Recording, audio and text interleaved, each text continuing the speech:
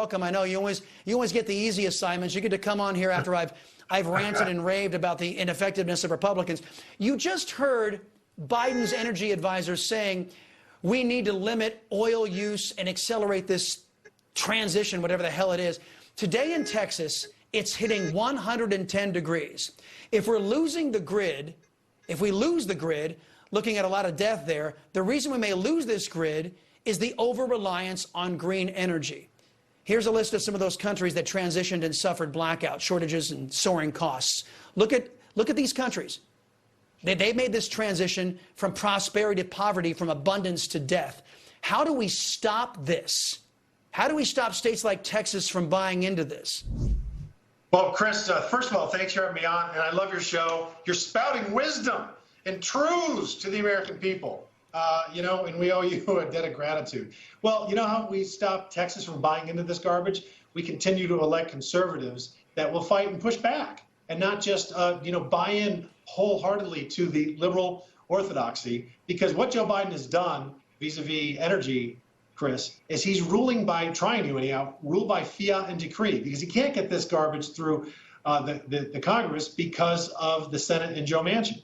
So what we need to be doing is unleashing the American energy sector. And instead, Joe Biden, again, is putting America last by demonizing them. Yeah, he is. I wanted to get to something. You used to work in the Texas legislature.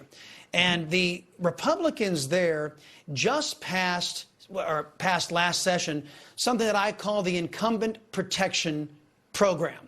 Now, according to this program, un-American and unconstitutional limits on free speech, the Texas GOP House members are not allowed to support primary challengers to their GOP colleagues.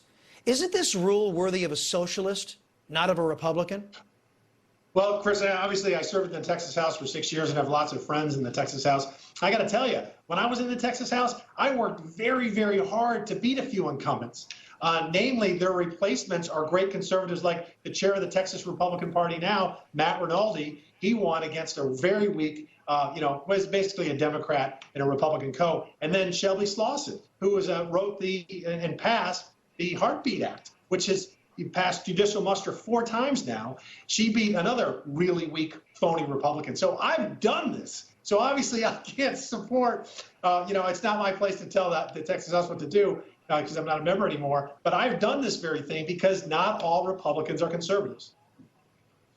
Well, I mean, you might want to take offense at it because you're a Republican, you're a conservative, and they identify themselves as Republicans, and they are preventing other Republicans from their First Amendment right of expression and backing the candidates they want to back. I think it's absolutely un-American. But I'm sad to say that since you left that Texas House, they've been on the downhill slide in that body. And maybe they need more conservatives to run that body rather than go along to get along Republicans. Last thing, Gordon Chang, who I know you know that name, he's tweeting this out, and I wanted to get your reaction.